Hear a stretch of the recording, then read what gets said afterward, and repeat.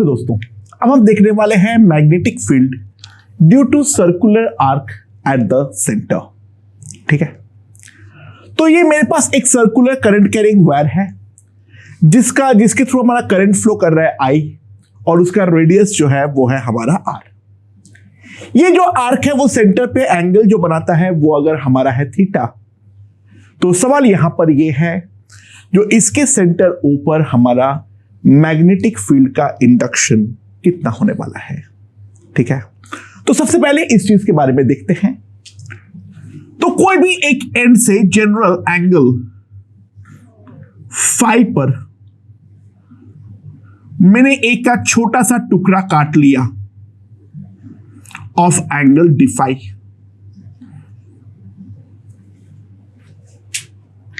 तो जो मेरा करंट एलिमेंट होगा ऑब्वियस सी बात है, ये डीएल वेक्टर हमारा टेंजेंशियल होगा जो हमारा रेडियस के साथ परपेंडिकुलर होने वाला है, क्योंकि सर्कल के लिए तो एक फायदा हमें मिलता है, ये वाला रेडियस और जो हमारा टेंजेंट है वो हमारा आपस में परपेंडिकुलर होने वाला है। तो ये वाले टुकड़े के लिए अगर मैं डीबी लिखता हूं, mu naught I by 4 pi DL vector cross r vector by r cube, ये आएगा मेरे पास। एंड ऑब्वियस सी बात है यहां पर डीएल और आर आपस में परपेंडिकुलर है, तो dl into r by r cube, तो ये हमारे पास आ जाएगा mu naught I by 4 pi. Dl का वैल्यू जो है वो हमारे पास है r d phi into r by r cube, ये हमारे पास आ जाएगा।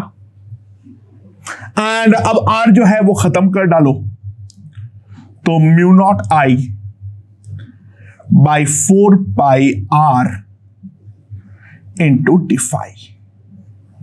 अच्छा, इसका डायरेक्शन अगर मुझे देखना है डीएल क्रॉस आर मुझे ऐसे लेना पड़ेगा, तो यहां पर जो हमारा डायरेक्शन होगा डीबी वेक्टर ऑब्वियसली इस तरीके से अंदर आने वाला है।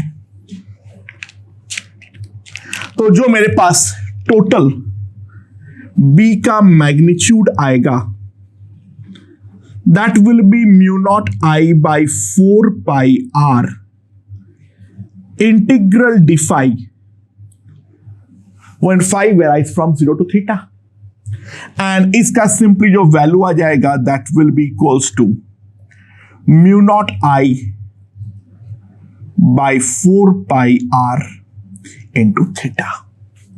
यहां पर एक इंपॉर्टेंट बात बस ध्यान रखना, जो थीटा जो होगा वो हमारा रेडियन पर होना जरूरी है, तो इसको हम लोग डायरेक्टली एज अ रिजल्ट याद रखेंगे। तो B जो हमारे पास आ गया है that will be mu naught I by 2r into theta by 2 pi. ये हमारे पास मैग्नेटिक फील्ड का magnitude due to a circular arc at the centre हमारे पास आ चुका है। ठीक है, तो यहां से मैं डायरेक्टली एक चीज बोल सकता हूं, therefore for a complete circular loop of a radius r, theta जो होगा वो हमारे पास कितना आ जाएगा 2 पाई, और जो हमारे पास नेट बी का वैल्यू आ जाएगा यहां पर that will be simply mu naught I by 2r। ये चीज हमने डिराइव किए थे जब हमने इनसाइडेड पॉलीगन का लिमिटिंग केस सॉल्व किए थे, वही यहां पर भी आया है mu naught I by 2r for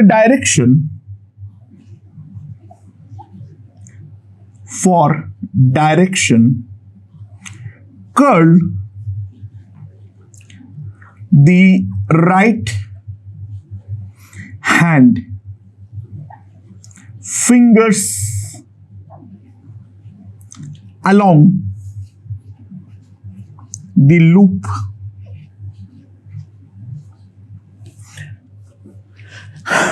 I, loop का करंट के अलॉन्ग, यानी यहां पर इस तरीके से जा रहा है, तो यहां पर इस तरीके से अपना तो इसको कर्ल करे, थंब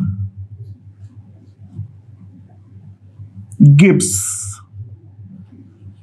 डायरेक्शन ऑफ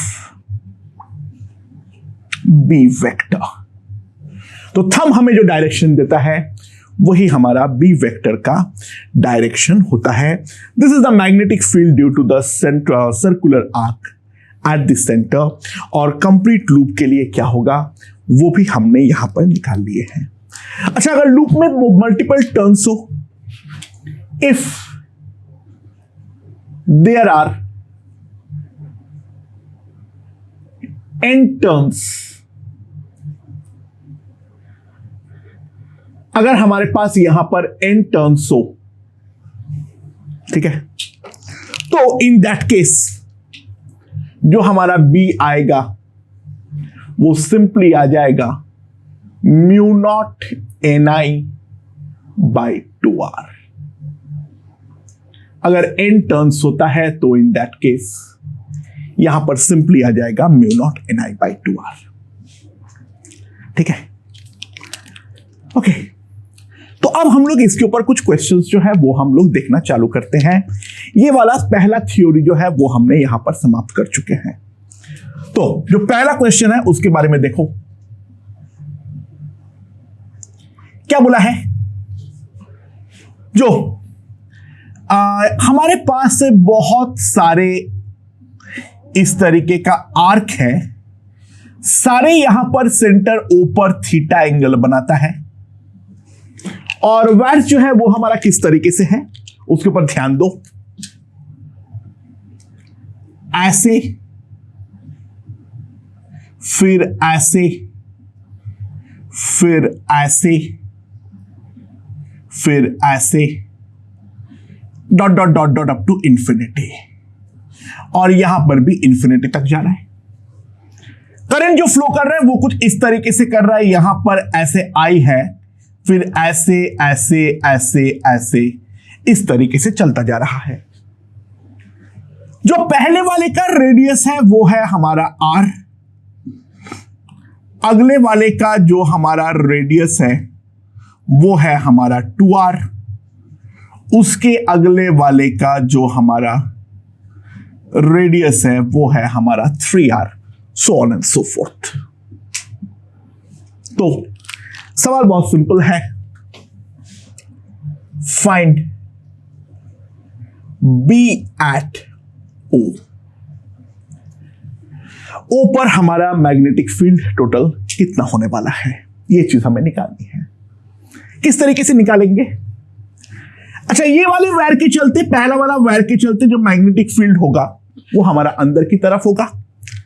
सबसे पहले ध्यान दो, ये जो हमारा करंट एलिमेंट्स है, ये कोई भी करंट एलिमेंट मैग्नेटिक फील्ड में प्रोड्यूस करने में टेक पार्ट नहीं करेगा, क्योंकि वो डायरेक्टली हमारा पॉइंट O को एम कर रहा है। तो अगर मैं magnetic field due to arc देखूं तो B1 जो होगा that will be mu naught I theta by 4 pi into r, ऐसे होगा, ये डायरेक्ट फॉर्मूला। अगला जो दूसरे वाले के चलते आएगा, दूसरा वाला लूप के चलते, उसके लिए ध्यान दो, ये हमारा ऊपर की तरफ आने वाला है, इसके अलोंग करो तो थंब जो है तुम्हारे बाहर की तरफ हो रहा है, तो B2 जो हमारे पास आ जाएगा mu naught I theta 4 pi 2r, ये हमारा ऊपर की डायरेक्शन पे होगा। सिमिलरली जो हमारा B3 आएगा that will be mu naught I theta 4 pi into 3r, ये हमारा वापस क्रॉस होगा और इस तरीके से हमारा चलता रहेगा। तो हमारा जो नेट मैग्नेटिक फील्ड आएगा बी, वो हमारे पास कितना आ जाएगा, mu naught I theta by 4 pi are, common ले लो, 1 माइनस हाफ प्लस 1/3 माइनस 1/4, और डायरेक्शन जो नेट पे होगा वो डेफिनेटली हमारा क्रॉस पे होगा, क्योंकि ये वाला टर्म इसको डोमिनेट करेगा, अगला टर्म इसको डोमिनेट करेगा, तो नेट तो हमारा इसी तरीके से आएगा। और ये वाला सीरीज का सम हमारा बहुत ही ज्यादा ट्रेडिशनल सम है, this is nothing but ln2। तो हमारा जो नेट मैग्नेटिक फील्ड आ जाएगा B, that will be mu naught I theta by 4 pi are into ln2, और डायरेक्शन जो होगा according to the given figure, ये हमारा इनटू द प्लेन होने वाला है। ओके दोस्तों, here we have a uniform wire of radius r, then we have to find the magnetic field at the center, that is O। ठीक है, यहां से करंट I एंटर कर रहा है और यहां से एग्जिट कर रहा है। जो एंटरिंग वायर और एग्जिटिंग वायर है वो डायरेक्टली हमारा सेंटर को एम कर रहा है, तो उनका मैग्नेटिक फील्ड में कोई कंट्रीब्यूशन नहीं है। ठीक है, तो हमें यह निकालना है जो सेंटर पे हमारा बी कितना होने वाला है। अच्छा, हमने पॉलीगन्स के लिए बताए थे जो वो तो हमेशा 0 होता है। कायदे से सर्कुलर लूप जो है वो भी तो हमारा एक पॉलीगन ही है, तो कायदे से इसका आंसर भी 0 ही आना चाहिए। लेट्स सी ये हमारा 0 आता है या फिर नहीं आता है। सो वो देखने के लिए यहां पर मान लो करंट आता है I1, यहां पर करंट आता है I2। अच्छा, ऑब्वियसली बात है जो रेशियो पे हमारा डिवाइड होगा I1 बाई I2, इनका रेजिस्टेंस का इनवर्स रेशियो पे डिवाइड होगा। एंड ट्राई टू अंडरस्टैंड, क्योंकि यूनिफॉर्म वायर है, सेम मटेरियल से बना है, तो रेजिस्टिविटी और एरिया तो सेम होगा। तो R2 by R1 is nothing but length 2 by length 1। तो मैं एक चीज साफ साफ देख सकता हूं, जो I1 बाई I2 L2 मैं क्या लिख सकता हूं, ऊपर वाले का length, that will B R into 2 pi minus theta, और नीचे वाले का होगा theta, that is 2 pi minus theta divided by theta. ये हमारा I1 बाई I2 होगा। अच्छा, B1 कितना होगा,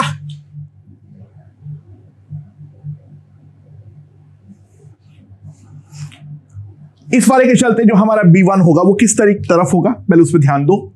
यहां पर अगर मैं लूप को करता हूं तो थंब मेरे बाहर की तरफ आ रहा है, यानी नीचे वाले का जो कंट्रीब्यूशन होगा ये हमारा ऊपर की तरफ होगा, एंड ऊपर वाले का कंट्रीब्यूशन साफ साफ हम देख सकते हैं वो हमारा नीचे की तरफ होगा।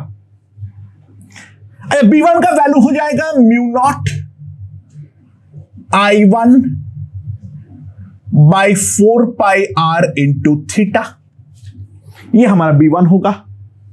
और B2 जो हमारे पास होगा that will be mu not I2 by 4 pi R into 2 pi minus theta, ये हमारा B1 और B2 हो जाएगा।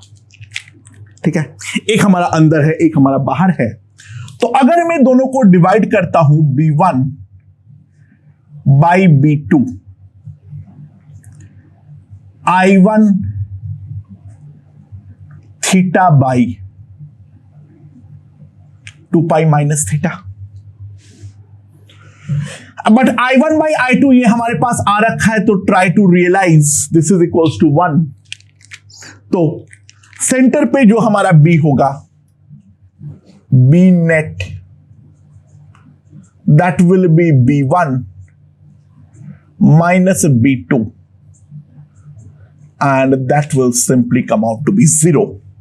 तो यहां पर भी वही हो रहा है, सेंटर पे जो हमारा मैग्नेटिक फील्ड है उसका वैल्यू तो डेफिनेटली हमारा 0 है। चलो अब थोड़ा सा दूसरा काम करते हैं। इस बार क्या है, हमारा एक सेमी सर्कुलर आर्क है लाइक दिस, ठीक है। इसका जो रेडियस है वो रेडियस है हमारा r, इसका जो रेडियस है वो है हमारा r। तो सेंटर पे मैग्नेटिक फील्ड निकालने बोलूंगा वो तो बहुत ही ज्यादा आसान है, सिंपली थीटा की जगह पे पाइप कर देना, उस पर तो कोई दिक्कत ही नहीं है। करंट जो फ्लो कर रहा है वो मान लो इस तरीके से कर रहा है I, सेंटर पे निकालने के लिए तो कोई दिक्कत ही नहीं है। इसका ऐसे सिंपली μ0I/4r तुम्हारे पास आ जाएगा, बट वो तो मैं निकालने के लिए ऑब्वियसली नहीं बोलूंगा। यहां पर एक पॉइंट है P जो यहां से R दूरी पे है, तो सवाल यह है find B at P, find B at P। ये हम लोग किस तरीके से हैंडल करेंगे उसके बारे में एक चीज देखते हैं। चलो सबसे पहले यहां पर at an angle of phi एक छोटा सा टुकड़ा काट लो डी फाई का, यहां पर एक छोटा सा टुकड़ा काट लो, तो डीएल वेक्टर जो हमारे पास आएगा वो हमारे पास इस तरीके से आने वाला है, जहां पे डीएल की जो वैल्यू है that is simply r d phi. और यहां पर अगर हम ध्यान दें, ये है हमारा आर वेक्टर, ये है हमारा आर वेक्टर, ठीक है। तो ऑब्वियसली बात है जो हमारा डीबी वेक्टर होगा that will be μ0I/4π dl vector cross r vector by r cube, ये हमारे पास आएगा। अब ये R जो है इसको मुझे कैपिटल R के टर्म्स में निकालना तो पड़ेगा ही पड़ेगा। लेट्स सी सब कुछ, यहां पर मैं इसको वापस एक बार ड्रॉ कर लेता हूं।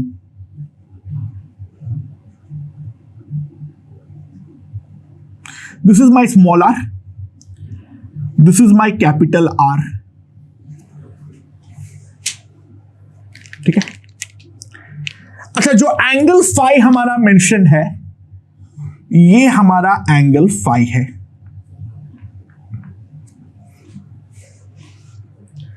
अच्छा, डीएल वेक्टर जो है वो इसके साथ परपेंडिकुलर है, ये हमारा डीएल वेक्टर का डायरेक्शन है और ये हमारा आर वेक्टर का डायरेक्शन है, ये हमारा 90 डिग्री है यहां पर। Now we can clearly see जो हमारा ये वाला एंगल होगा, क्योंकि R और R इक्वल है तो ये 5/2 और ये भी हमारा 5/2 आएगा। सो ये वाला जो एंगल है दिस विल बी 180 डिग्री -5। तो ये वाले ट्रायंगल पे अगर मैं साइन रूल अप्लाई करता हूं तो R by sine 180 -5 that is sine 5, that is a capital R into sine of 5/2, तो 2R cos 5/2।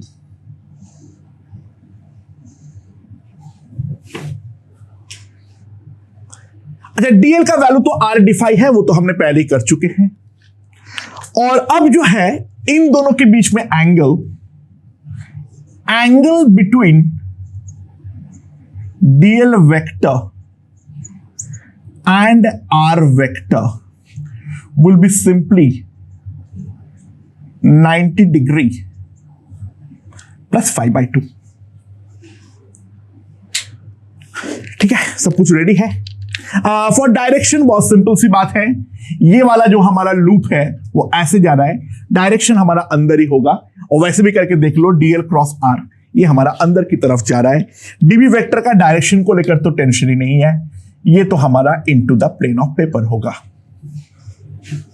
ठीक है. So now if we understand, जो हमारा डीबी का मैग्नीट्यूड आएगा mu naught I by 4 pi, dl का value r d phi, small r का value 2r cos 5/2, और लास्ट जो इन दोनों के बीच का एंगल है sine of 90 degree plus 5/2, so that is nothing but cos 5/2 divided by small r का cube, so that is nothing but 8r cube cos cube into 5/2. ये हमारे पास आ जाएगा. सुना, जो कट रहा है वो काटो. तो अगर हम ध्यान दें, ये r और ये r स्क्वायर हमारा कट गया यहां पर, और यहां पर भी अगर हम ध्यान दें तो यहां पर तो हमारा 4 ही बचेगा. तो that will be mu naught I 16 pi are यहां पर होगा. और यहां पर cos into cos, cos square है तो कॉस क्यूब में एक ही बचेगा, इंटू सेक ऑफ 5/2 डिफाई. ये हमारे पास आएगा. So now we are now left with simple integration. सेक का इंटीग्रेशन हम डायरेक्टली जानते हैं. तो b जो आएगा mu naught I 16 pi are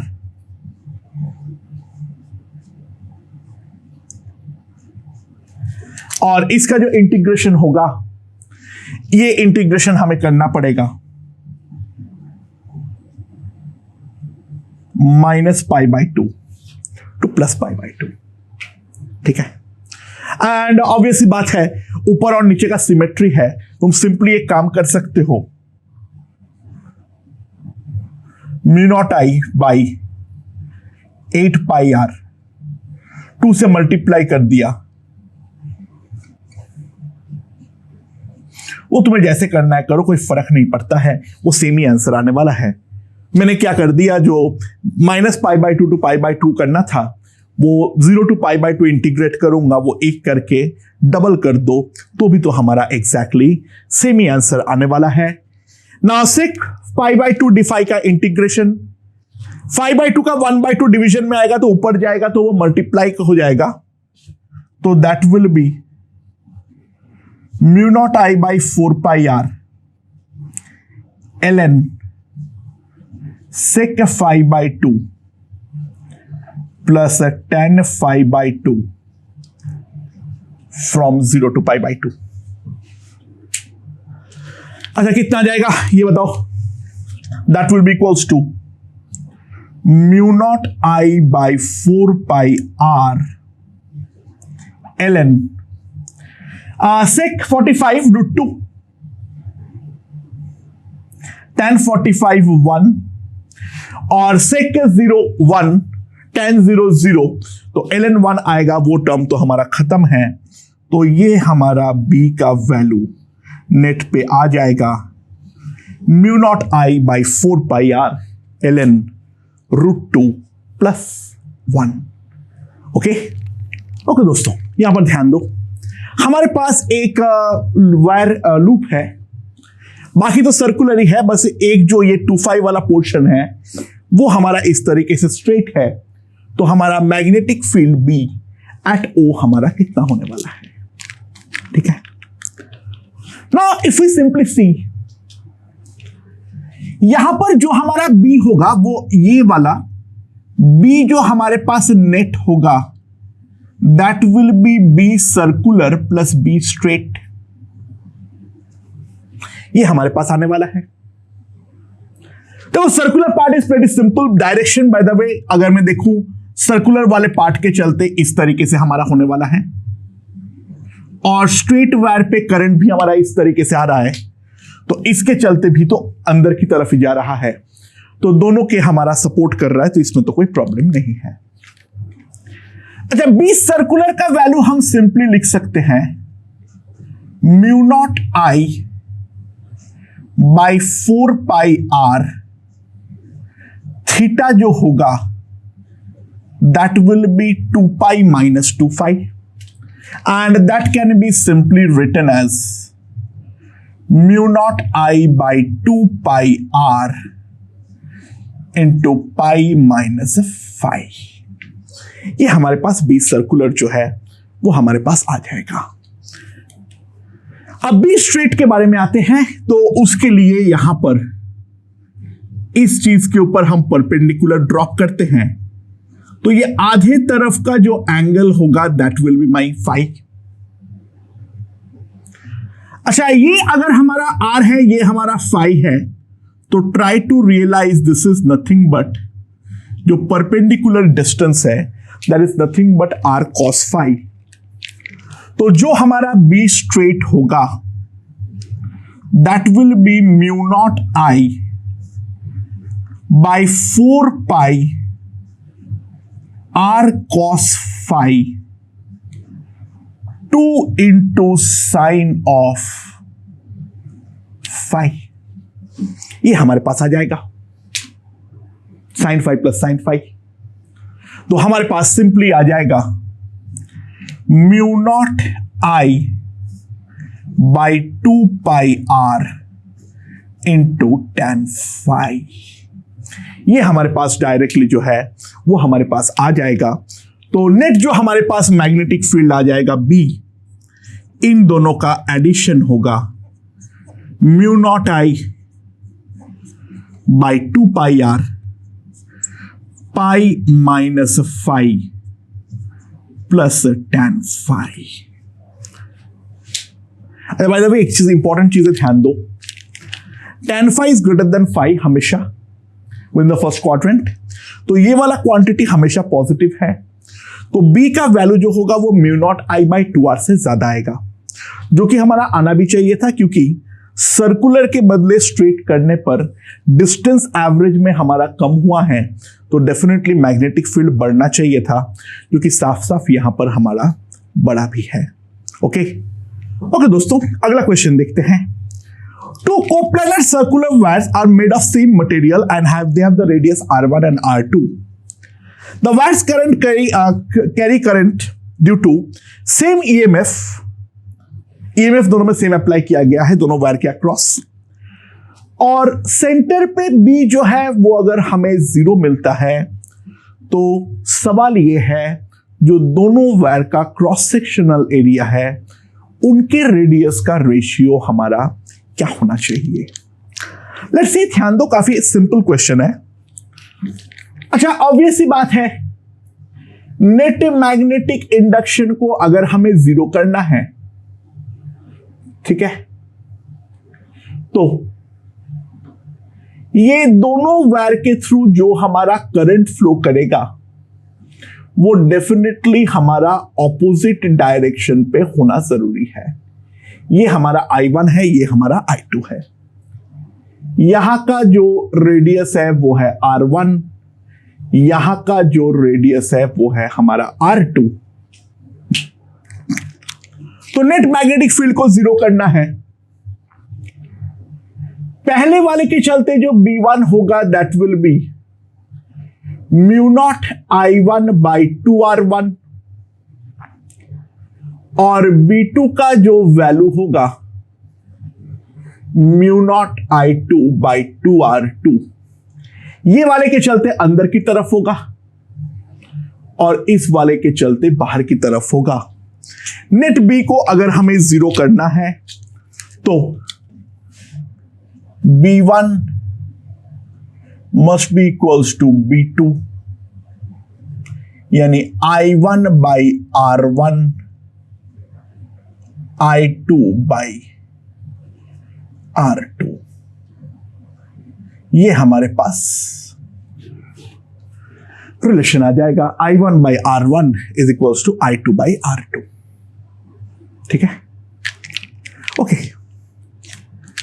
but I1 जो होगा वो होगा हमारा EMF E divided by the L1 A1, और I2 जो होगा EMF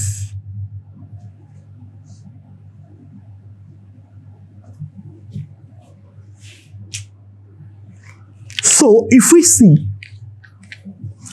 जो हमारे पास I1 by I2, A1 by A2, L2 by L1 आएगा। नाउ लेंथ जो है वो हम जानते हैं डायरेक्टली। लेंथ क्या है? 2πr, right. दोनों का लेंथ जो है वो 2πr है।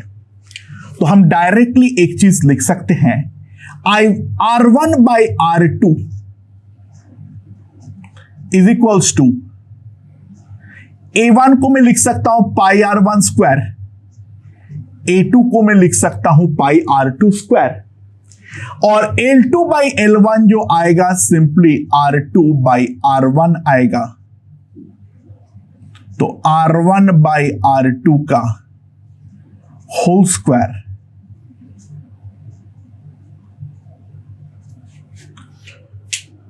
सो सिंपली अगर हम यहां पर ध्यान दें, जो R1 by R2 जो हमारा क्रॉस सेक्शनल एरिया का रेडियस रेशियो होगा वो हमारा दोनों वायर्स का इंडिविजुअल रेडियस के इक्वल होना चाहिए। ओके ओके दोस्तों, यहां पर हमारे पास एक सर्कुलर लूप है जिसका रेडियस है A। नाउ यहां से एक वायर A से करंट एंटर करवा रहा है I, और वो करंट जो है वो दो पार्ट से इस तरीके से हमारा एग्जिट हो रहा है। ठीक है, जो AB पार्ट है, AC पार्ट है, BC पार्ट है, तीनों सेंटर पे 120 डिग्री एंगल बनाता है। Resistances are R and 2R। ठीक है, तो सवाल ये है जो net magnetic induction at B at O हमारा कितना होने वाला है? That is the question that is given to us. अगर हम लोग एक चीज गौर करें, ड्यू टू सिमेट्री यहां पर करंट I जो हमारा एंटर करेगा ये हमारा इक्वली दो पार्ट पे डिवाइड होगा, I/2 and I/2। And now we have to also realise B और C इक्विपोटेंशियल होने के कारण इनके बीच में कोई करंट आ नहीं सकता है। तो जो भी करंट आएगा वो यहां पर बाहर निकल जाएगा और यहां पर बाहर निकल जाएगा। इस पे जो हमारा करंट होगा that will be simply 0। And now if we see, इस वाले के चलते मैग्नेटिक फील्ड अंदर होगा और इस वाले के चलते मैग्नेटिक फील्ड बाहर होगा। दोनों हमारा definitely equal magnetic field produce करेगा। तो B at O will be simply equals to 0, क्योंकि ये दोनों मैग्नेटिक फील्ड, ऊपर वाले का मैग्नेटिक फील्ड होगा अंदर, नीचे वाले का मैग्नेटिक फील्ड होगा बाहर, और ये दोनों magnetic field definitely cancel out करेगा। तो सेंटर पे जो नेट मैग्नेटिक फील्ड होगा that is going to be equals to 0। Okay okay दोस्तों, लुक एट द क्वेश्चन। यहां पर एक ऐसे इनफाइनाइटली लॉन्ग वायर से करंट आ रहा है। ठीक है, सेमी इनफाइनाइट है, ऑब्वियसली ये वाला पॉइंट पे एंड है। यहां से वो ऐसे एक सर्कुलर आर्क पे जा रहा है और फिर यहां पर इस तरीके से हमारा करंट बाहर निकल जा रहा है। यहां पर जंप है, कुछ बाकी इंटरसेक्शन नहीं है, बट ये डिस्टर्बेंस बहुत ही ज्यादा स्मॉल है, तो वहां पे स्ट्रेट वायर तुम एज्यूम कर सकते हो। तो सवाल यहां पर ये है, जो अगर सेंटर ओ पर नेट मैग्नेटिक फील्ड का इंडक्शन हमारा 0 है, तो सवाल यहां पर यह है, जो थीटा का वैल्यू हमारा क्या होना चाहिए।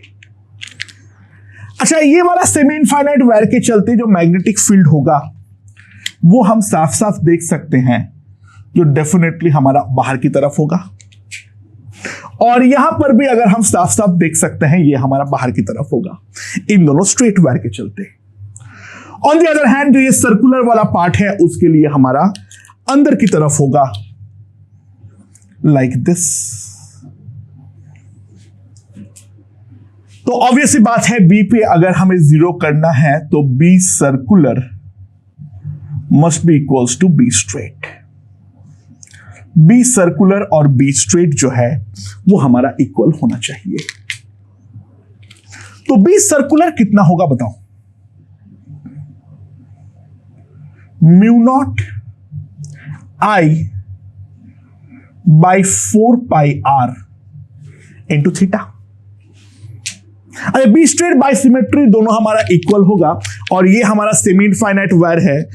एक चीज ध्यान दो, ये तो हमारा 90 डिग्री है, क्योंकि टेंजेंट और रेडियस हमेशा आपस में परपेंडिकुलर होता है। तो बी स्ट्रेट जो हमारे पास आएगा वो आएगा 2 into mu naught I by 4 pi R. Semi infinite wire का इतना ही होता है, और ये दोनों हमारा इक्वल होना चाहिए।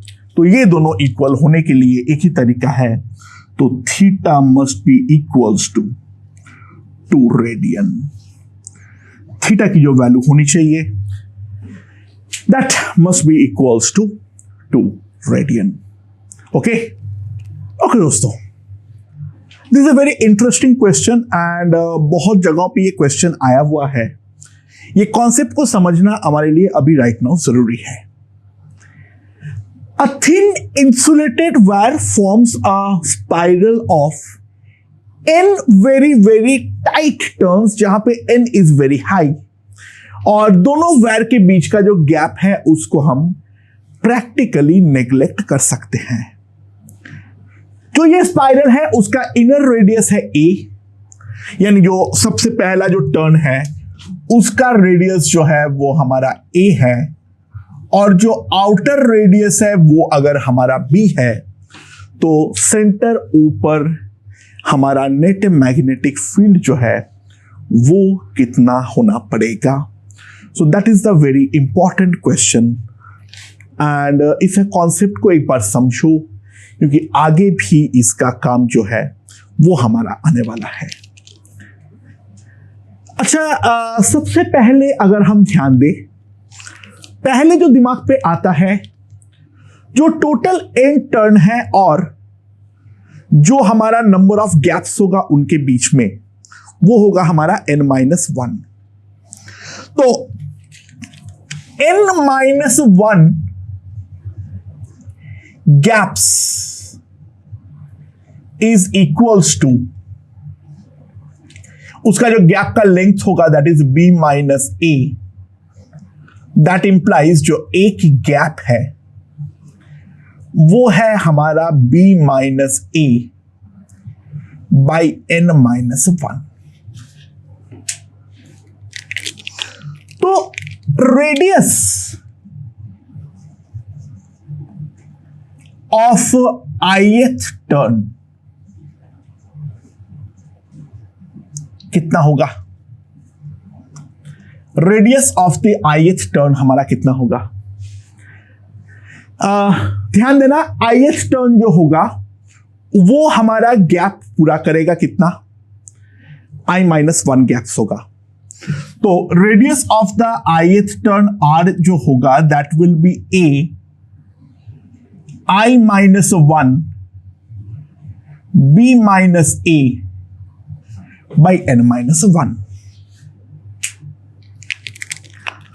तो उसके चलते जो हमारा मैग्नेटिक फील्ड B आएगा that will be mu naught I by 2 into R. तो कितना आ जाएगा? दिस विल बी, यहां पर करंट को कैपिटल आई ले लो ना, वो ना आई में कंफ्यूजन होगा। एंड ध्यान दो, this will be equals to mu naught I by 2 A plus I minus 1 B minus A by N minus 1। तो जो नेट मैग्नेटिक फील्ड होगा B, that will be mu naught I by 2 summation I from 1 to n 1 by A plus I minus 1 b minus a into h n minus 1. So that is the actual answer that we should be able to obtain. But जैसे ही ये वाला formula पे पहुंचा तो तुरंत हमारा ध्यान एक बात पे गया, जो दिस इज अ HP, तो sum can not be obtained. Sum जो है वो तो हमें मिल ही नहीं सकता है। HP का सम निकालने का कोई तरीका हमारे पास नहीं होता है। तो यहां पर ये फाइनल, ये देखो, ये है तो पूरा सही, लेकिन that is completely useless for us, क्योंकि हम लोग इसके आगे अब बढ़ ही नहीं पाएंगे। सबसे पहले हम इस बात को रियलाइज करें, एंड जब हम लोग ये बात को रियलाइज करेंगे, then we move on to a very very important approximation. We move on to very very important approximation. और क्या है वो approximation? जो as turns are tight, it can be approximated. It can be approximated as continuous case. इसको हम लोग continuous case की तरह approximate definitely कर सकते हैं. This is the very very important approximation that we can see from here. ठीक है, राइट। अच्छा, अब एक चीज ध्यान देना, वो क्या है हमारा,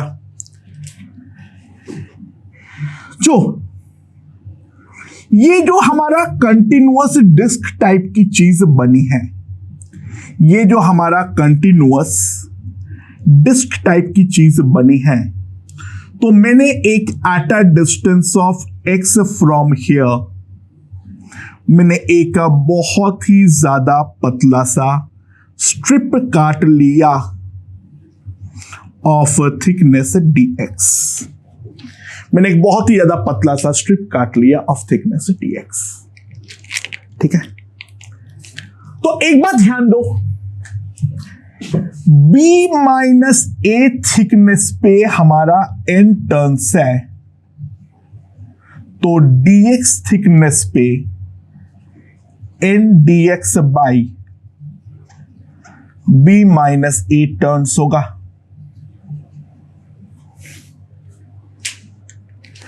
और हर एक टर्न के थ्रू करंट है I, तो इतने टर्न के थ्रू जो हमारा करंट होगा di, ni by b minus A into dx। तो हमारे पास जो dB होगा mu not di by 2x, that will be mu naught ni 2 times b minus a dx by x. तो नेट जो हमारे पास मैग्नेटिक फील्ड आएगा b mu naught ni by 2 times b minus a integral dx by x. It varies from a to b, and this will be simply equals to mu naught ni by 2 times b minus a into ln p by a. So that is the magnetic field at the center. It's a very very important approximation. करना कैसे है और हम मजबूर क्यों थे ये करने के लिए, दोनों मेरे ख्याल से समझ में आ गया है. हाँ, बाय द वे जो लोग आगे डेफिनेट इंटीग्रल्स पढ़ोगे तो वहां पर we can evaluate by limit of the sum, और वहां पर से एग्जैक्टली यही रिजल्ट आता है. वो तुम लोग मैथ्स में देख लेना, हम कर सकते थे लेकिन कोई मतलब नहीं है. This is the approximation that we make, और इसका मैग्नेटिक फील्ड हमारा इतना आने वाला है. ओके दोस्तों, यहां पर इन तीनों क्वेश्चनों में हमें magnetic field at the centre जो है वो हमें निकालना है. एक्स वाई और जेड प्लेन जो है वो मैंने एक्सेस जो है वो मैंने क्लियर कट मार्क जो है वो कर रखा हूं.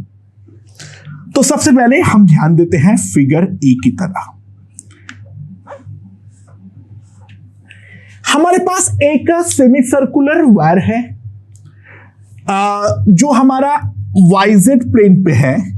तो यहां पर अगर मैं इस तरीके से कर्ल करूंगा तो एक बात ध्यान दो, ये जो हमारा सेमी सर्कुलर वायर है इसका मैग्नेटिक फील्ड तो हमेशा ही माइनस आई कैप ही होने वाला है.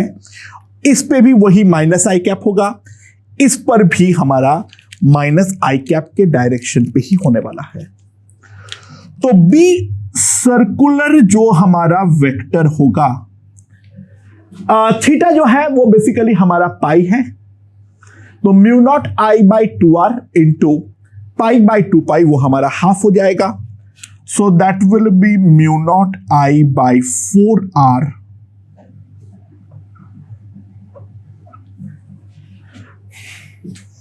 अब ये दोनों जो हमारा सेमी इनफाइनाइट वायर है उसके बारे में देखते हैं. ये वाला वायर को अगर मैं एक्स वाई प्लेन पे होल्ड करूंगा तो इसके चलते जो मैग्नेटिक फील्ड होगा होल्ड करने पे नीचे की तरफ आ रहा है, यानी माइनस जेड के अलोंग आने वाला है. और सिमिलरली इसको भी जब मैं होल्ड कर रहा हूं तो यहां पर भी हमारा माइनस के तरफ आ रहा है. तो बी स्ट्रेट जो हमारे पास होगा दैट विल बी, दोनों हमारा सपोर्ट कर रहा है, mu naught I by 4 pi are into minus के cap, that is mu naught I by 2 pi r into minus k cap. ठीक है, तो हमारे पास जो नेट बी वेक्टर आएगा that will be mu naught I by 2r. चलो 4 pi r ले लो common, क्या जाएगा माइनस पाई आई कैप माइनस 2 के कैप. ये हमारे पास magnetic field due to the first wire आ जाएगा. यहां पर अगर हम ध्यान दें तो इसका और इसका तो कोई बदलाव नहीं होने वाला है. तो अगर मैं फिगर बी के बारे में देखूं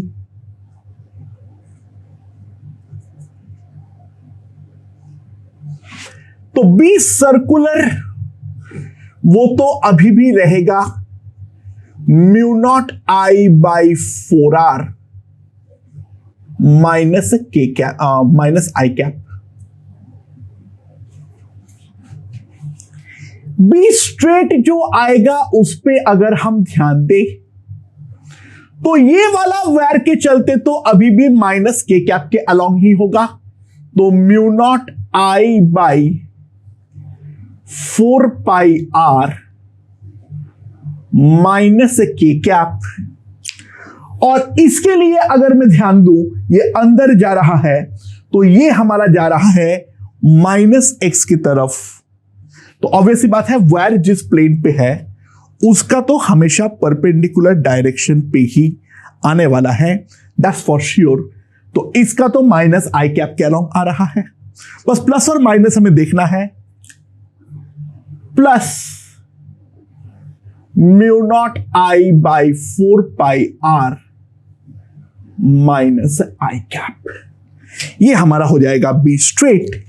तो नेट जो हमारे पास बी वेक्टर आएगा mu naught I by 4 pi are common ले लो minus pi plus 1 I cap minus के कैप, ये हमारे पास आ जाएगा। एंड लास्ट जो हमारे पास आएगा फिगर सी। फिगर सी में अगर हम ध्यान दें यहां पर जो सर्कुलर वायर है वो सेंटर पे एंगल बनाता है 3 पाई बाई 2, तो यहां पर हमारे पास 3 पाई बाई 2 डिवाइडेड बाई 2 पाई यानी 3 बाई 4 आएगा, यानी बी सर्कुलर जो आएगा वो आ जाएगा mu naught 3 mu naught I by 8 R minus I cap. B straight के बारे में अगर हम देखें तो पहला वाला तो फिक्स है mu naught I by 4 pi are, और यहां पर जो है वो हमारा साफ साफ हम देख सकते हैं ये x और y के साथ डिफाइंड है। तो यहां पर अगर हम ध्यान दें इसको अगर हम ऐसे पकड़े तो इस तरफ आ जा रहा है, यानी नेगेटिव y की तरफ आ रहा है। ये वाला प्लेन जो है ये हमारा एक्जेड प्लेन है, ये हमारा XY प्लेन है, इस कारण में माइनस के कैप आ रहा है। YZ प्लेन पे माइनस आई कैप आ रहा है, एंड यहां पर जो है ये हमारा एक्जेड प्लेन है, तो जे कैप के अलॉन्ग आना चाहिए। प्लस या माइनस देख लेते हैं, इसको पकड़ने पर ये अंदर की तरफ आ रहा है यानी माइनस जे कैप, तो plus mu naught I by 4 pi R minus J cap, ये हमारे पास आने वाला है। तो नेट जो हमारे पास बी वेक्टर आएगा so that will be mu naught I by 8 pi are common ले लेता हूं माइनस 3 पाई आई cap minus 2 J cap minus 2 के cap. So that is the net B vector in all the 3 cases. Okay दोस्तों, अब हम लोग last में जो क्वेश्चन देखेंगे इसका वो है अगर नॉन सर्कुलर वायर हो तो इन दैट केस हम क्या कर सकते हैं। जो R मान लो है B plus C by pi into theta.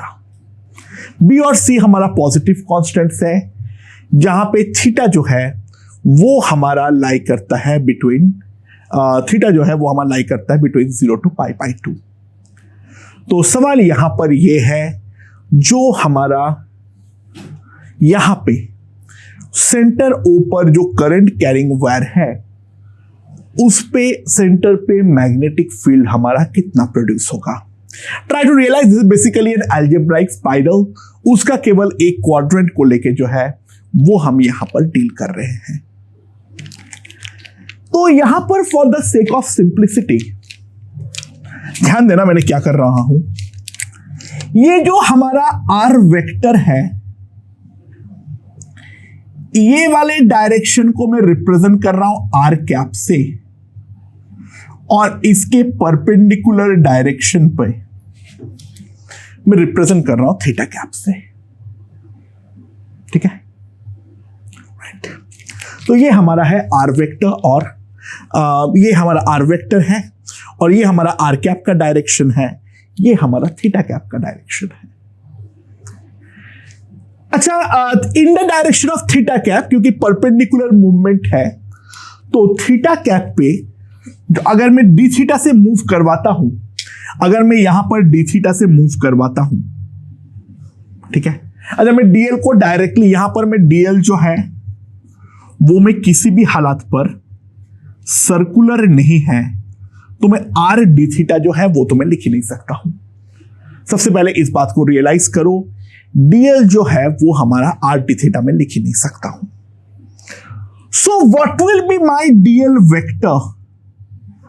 Try to realise, अगर मैं डी थीटा से मूव किया हूं तो ऑब्वियस सी बात है आर में कोई एक छोटा सा बदलाव आएगा, उसको मैं लिख देता हूं D R into are cap. और फिर आर को फिक्स करते हुए अगर मैं सर्कुलरली घूमूं तो थीटा कैप के डायरेक्शन में मेरा मूवमेंट होगा, तो that will be R D theta into theta cap.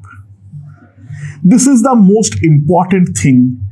अगर नॉन सर्कुलर है तो in that case DL vector को हम हमेशा लिख सकते हैं D are are cap plus R D theta into theta cap. सबसे पहले हम इस बात को एक बार के लिए रियलाइज करें, DL not equals to R D theta है, सर्कुलर नहीं होने पे हमें डेफिनेटली इसी तरीके से लिखना पड़ेगा। तो ये जो हमारा डीएल वेक्टर है वो इन दोनों के बीच में कुछ इस तरीके से होने वाला है। This is my DL vector. तो ये जो पॉइंट P है, try to realise that is minus R vector. ठीक है, तो जो हमारे पास मैग्नेटिक फील्ड आएगा DB vector, that is mu naught I by 4 pi DL vector cross minus R vector. यहां पर तो मैग्नीट्यूड है, that will be simply equals to, तो यहां पर अगर मैं क्रॉस लेता हूं तो मेरे पास क्या आ जाएगा, ध्यान देना, mu naught I by 4 pi r cube dl vector, यानी d are are cap plus R D theta theta cap. और यहां पर जो हमारे पास क्रॉस में आएगा minus r into are cap. आज इसके अंदर ये वाला टर्म तो यूजलेस है क्योंकि वो क्रॉस देने पे तो डेफिनेटली हमारा 0 हो जाएगा। ऑब्वियसली डीएल का जो इसके अलावा मूवमेंट है, इस कारण पे बहुत बच्चे गलती करने पर भी बच जाते हैं, सिंपली आर डी थीटा लिखने पर भी बच जाते हैं। बचने का कारण ये है वो जो डी आर वाला टर्म है वो मैग्नेटिक फील्ड में कोई कंट्रीब्यूशन नहीं देता है, लेकिन असली में जो ट्रू एनालिसिस है उसको एक बार यहां पर समझना पड़ेगा। बाय द वे उसके बाद गेम थोड़ा सा सिंपल है। अगर हम ध्यान दें, ये वाला टर्म तो 0 हो गया, तो यहां पर जो हमारा बचा that will be minus mu naught I 4 pi are. यहां पे आर, यहां पर आर, ये तो हमारा खत्म हो गया, तो ये आर स्क्वायर और यहां पे आर हो गया। तो उसके बाद जो बचा है वो है d theta theta cap cross r cap. अच्छा, theta cap cross r cap जो है वो हमारा अंदर की तरफ है, and that is nothing but minus के कैप। तो theta cap cross r cap is nothing but this is a minus के कैप।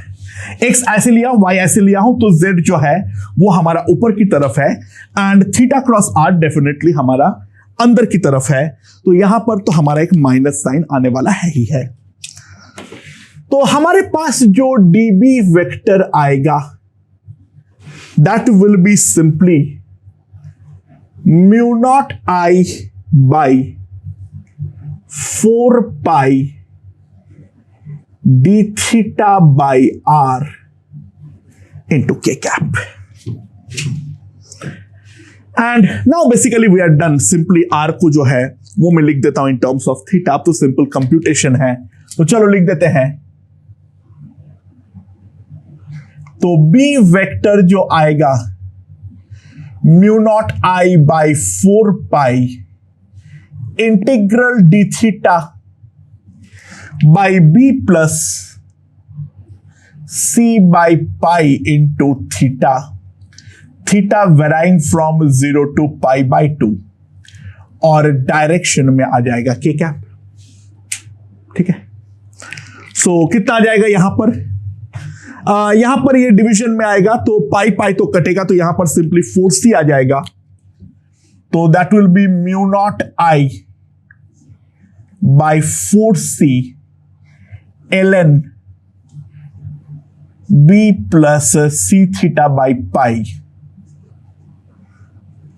के कैप.